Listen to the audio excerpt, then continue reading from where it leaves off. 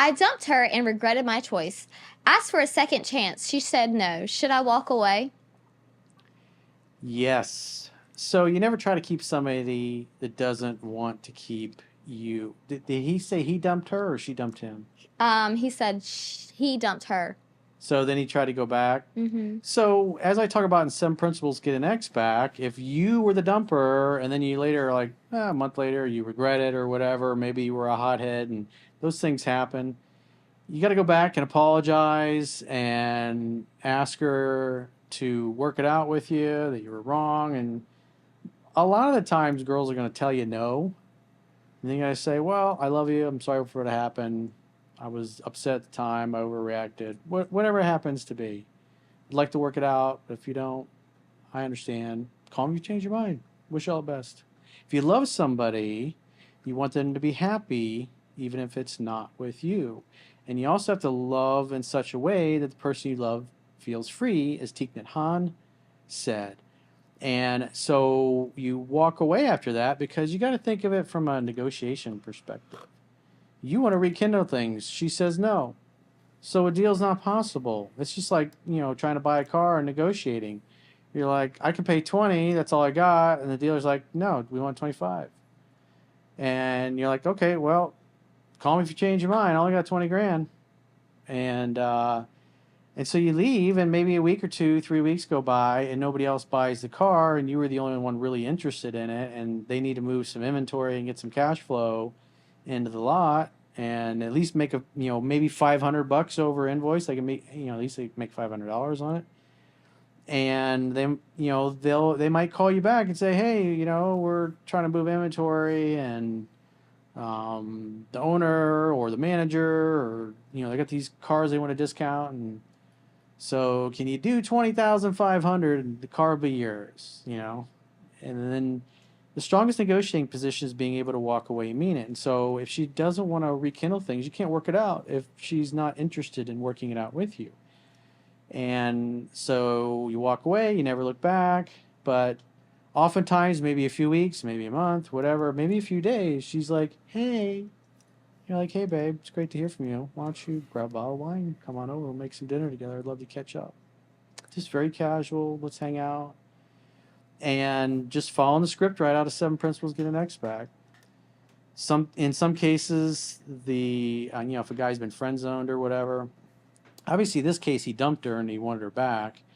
But in cases where the dude's been friend zoned, sometimes the girls are going to try to if he's been a bitch and acted like a bitch, she's going to test his strength to see if he'll go along with friendship. And so she'll try to do like group dates or bring one of her girlfriends to the date or go to lunch or to coffee. And if you're interested in sex and romance, the bottom line, if your ex comes over in the evening to make dinner with you or to have a glass of wine, sex is on the table. That's a romantic setting. And it forces her to shit or get off the pot, not to waste your time, not to keep you in friend zone so she can come over and hang out and cry about Chad Thundercock, who she's dating, but he's currently breaking her heart, but she can't do anything with you right now, and you got to be congruent with that. It's like if she's only interested in hanging out and doing something in a platonic sense, you're politely gonna just decline. And sometimes a few weeks, just like I talked about in my book, it's like if especially if a guy's acted like a pussy and she lost respect for him and attraction, him standing up for himself and being able to walk away and never look back and never speak again if she's adamant that she only wants friendship or she's not interested in reconciling, then as a man, you focus on your purpose and your mission for your personal life, which obviously is you want somebody that wants to be with you, wants to love you, and wants to make the effort. You left the door open. She can change her mind. Sometimes they do, or I should say often they do. And, you rekindle the courtship that way. Because if you keep chasing her and she keeps saying no, then you're putting your personal life on hold. And guys often get stuck in no man's land and friend zone and going out on platonic dates and taking her to lunches and spending money on her and getting a peck on the cheek because she's like, well, I'm trying to find myself right now, or I'm not good to date right now. Meanwhile, she's going out with other guys and getting her strawberry fields plowed properly and not telling them about it. Oh, it it keeps guys from getting stuck and wasting months or sometimes years of their lives. I've had guys that have more money than common sense, especially when it comes to women, and they're buying these girls cars that they aren't sleeping with anymore, lending them their quarter million, $300,000 cars, buying a really nice house that they were supposed to live in together, but because of some weird circumstances, she's living in the house with her family, and they're hardly going out on dates, and he's giving her money for bills, and it's like dudes getting these situations and they're spending all this money and they're getting nothing. I was just like, dude, it's like she stopped sleeping with him. And it's like, and if he's weak enough to go along with that, they get manipulated. And so by following the things they teach, because a woman's never going to truly love you and you're never going to really truly own her heart unless she knows if she pushes you too far, you're going to walk and never look back. That's how you have to set boundaries of respect on all sides. You have to And truly love yourself in order for somebody else to love you back. true. Yeah. Because love is you're allowing them to love you. And if somebody doesn't want to love you, if you love yourself, you're like, hey, cool. I'm going to go find somebody that does want to love me back and will allow me to love them as well. My question is if he regretted his choice, why did he dump her in the first place? Did he find something that he thought was better and wanted to go for that, and that girl turned him down? So then he thought he would go back to the other girl who maybe has bettered herself and find somebody else that wouldn't be dumping her over someone else. So oftentimes what it is makes a sense. guy's Yeah. bored, or maybe he feels like he's settled, or he met a girl that stirred his soul more than his ex did, and he's thinking, because guys every guy's had this experience. When you're single, it's typically harder to meet girls, but when you're in a relationship, you're getting hit on and looked at and stared up and down all the time by other women.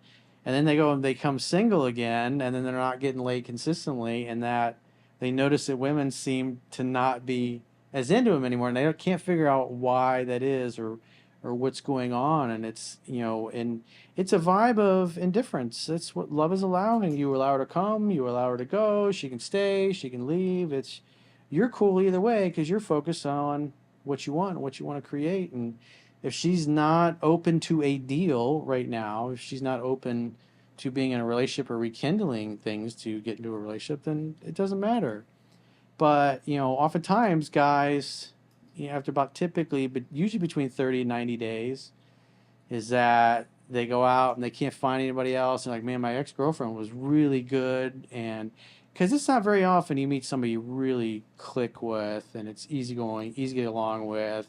You have similar goals, similar values, different, shared kinds of experiences and interests. And so, you go over a course of a decade, I found you typically get maybe 1 to 3 people that you're going to click with on like a soul level every decade.